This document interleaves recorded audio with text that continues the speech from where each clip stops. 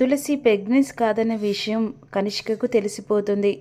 Pregnant test అని చెప్పేసి తీసుకొని వచ్చి తులసిని పిలిచి ప్రెగ్నెంట్ టెస్ట్ చేయించమని చెప్పేసి ఈ విధంగా బామ్మకు చెప్తుంది.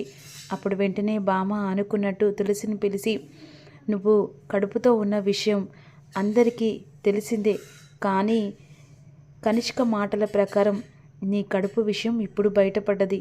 అందరినీ నమ్మించి మోసం చేసి ఆ మంచితనంతో అందరికీ దగ్గర కావాలని చూస్తున్నావా అని అంటుండగా, అది కాదు బామ్మ అనే విధంగా తులసి సర్ది చెప్పడం పోతుండగా, బామ్మ ఇదంతా కాదు, ఫస్ట్ తను కడుపుతో ఉందో తెలుసుకో అని ఇక టెస్ట్ ఇస్తుంది. ఈలోపు కంగారు పడిపోతూ ఉంటుంది తులసి. ఇక వెంటనే టెస్ట్ చేసింది చూసిన తర్వాత ఒక్కసారిగా షాక్ అయిపోతారు.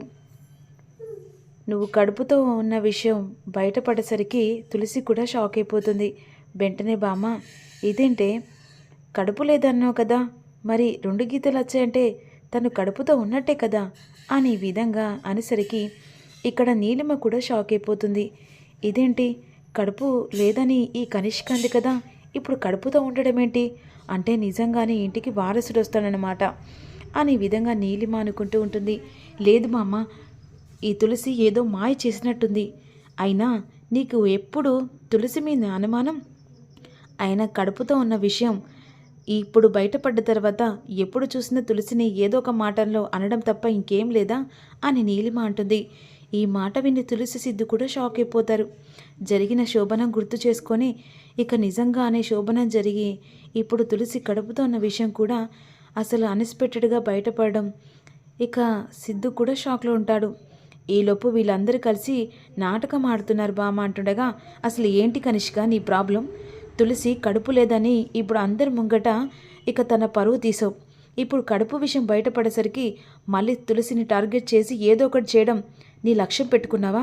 ఇదిగో చూడు కనిష్క, నువ్వు ఈ ఇంటికి చుట్టరికం అని చెప్పేసి నేను ఓర్పుగా ఉంటున్నాను, కానీ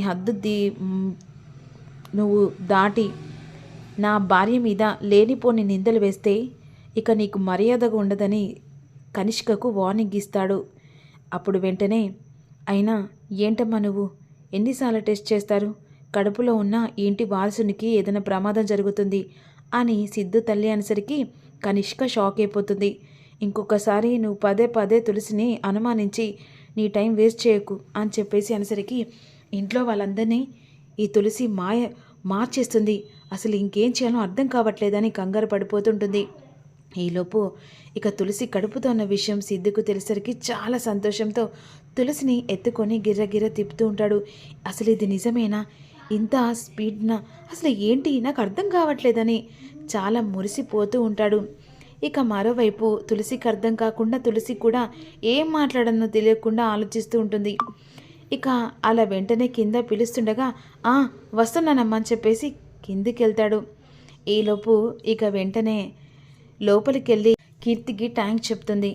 థ్యాంక్స్ వదిన, అయినా ఆ సమయానికి నువ్వు నన్ను సేవ్ చేయబట్టే ఇప్పుడు నేను కడుపుతో ఉన్న విషయం అందరికీ తెలిసింది. కానీ కనిష్క కనిపెడితే నిజం ఎక్కడ బయటపడుతుందో అని చాలా భయపడ్డాను. ఎందుకంటే ఇప్పుడు నేను కడుపుతో ఉంటేనే కదా నేను కాపాడుకునేది అని అన్న తర్వాత నువ్వు నన్ను కాపాడడం, నేను నిన్ను కాపాడడం కాదు, నువ్వు నన్ను ఒక తల్లిలా కాపాడుకుంటూ నీ మీద ఇక లేనిపోని నిందలు వేసుకుంటున్నావు. కానీ విషయం తెలిసిన తర్వాత ఈ ప్రమాదం ఎంత దాకా దారితీస్తుందో అర్థం కావట్లేదు తులసి.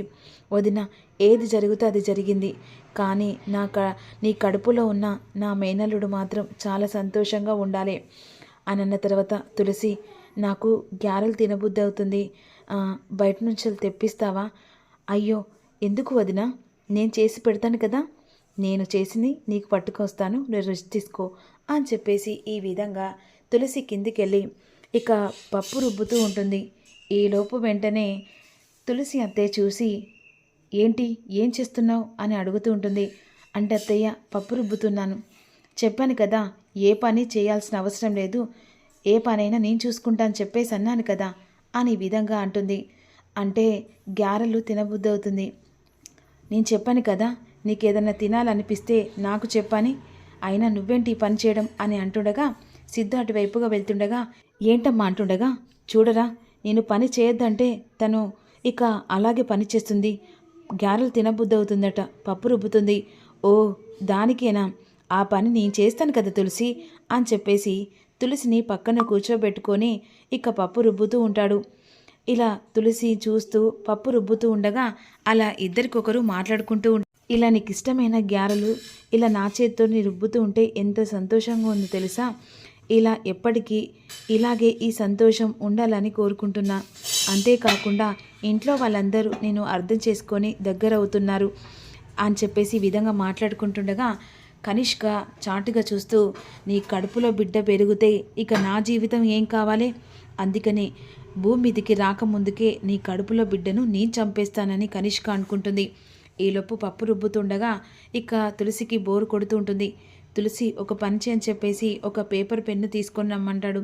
అప్పుడు తులసి గురించి తను కలిసిన భావాల గురించి సిద్ధు ఎక్స్ప్లెనేషన్ చేస్తూ ఉంటాడు. ఇక తులసి మాత్రం అలా రాస్తూ తన పెళ్లి జ్ఞాపకాలు, సిద్ధు కలవడం జ్ఞాపకాలు గుర్తు తెచ్చుకుంటూ ఉంటుంది.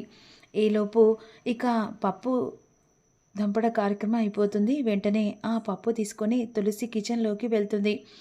గ్యారెలు ఇద్దామని చెప్పేసి అనుకుంటున్న టైంలో అప్పుడు వెంటనే తులసి వాళ్ళ అత్త చూసి, తులసి నీకు ఎంత చెప్పినా కూడా వినిపించుకోవా అసలు? అప్పుడు వెంటనే తులసి ఇక ఏంటత్తయ్య అని చెప్పేసి కిచెన్లోంచి బయటకు వెళ్తుంది. నేను చెప్పాను కదా నీకేదన్నా తినాలనిపిస్తే నాకు చెప్పు అని అంటుండగా ఈలోపు కనిష్క వాళ్ళిద్దరు మాట్లాడుకుంటున్న సమయం చూసి వెంటనే అందులో విషం కలపడానికి వెళ్తుంది. ఎలా తింటావు, నీ కడుపులో బిడ్డ ఎలా పెరుగుతుందో నేను చూస్తానని చెప్పేసి అందులో విషం కలిపి బయటకు వస్తుంది. నేను గ్యారెలు వేసుకొస్తానుండు అని చెప్పేసి వెంటనే లోపలికి వెళ్ళి ఇక గ్యారెలు వేసి ప్లేట్లో పట్టుకొని వస్తుంది. ఇదిగో తులసి, మళ్ళీ చెప్తున్నాను విను, ఏ పని మీదేసుకొని చేయాల్సిన అవసరం లేదు. చెప్పాను కదా నీ కడుపులో ఇంటి వారసుడు పెరుగుతున్నాడని చెప్పేసి వెంటనే వేసి ఇచ్చిన తర్వాత పట్టుకొని ఇక తన రూమ్లో వెళ్తూ ఉంటుంది. ఈలోపు మాత్రం అలా వెళ్తూ ఉండగా ఇక తిను తులసి తుని, నీ కడుపులో బిడ్డ ఈ రోజుతో కరిగిపోతాడు అని చెప్పేసి అనుకుంటుంది. మరి ఆ గ్యారెలు ఎవరు తినబోతున్నారు? కడుపులో బిడ్డ అటు తులసియా లేకపోతే కీర్తి బలి కానుందా అనేది అప్కమింగ్లో తెలుపుతా.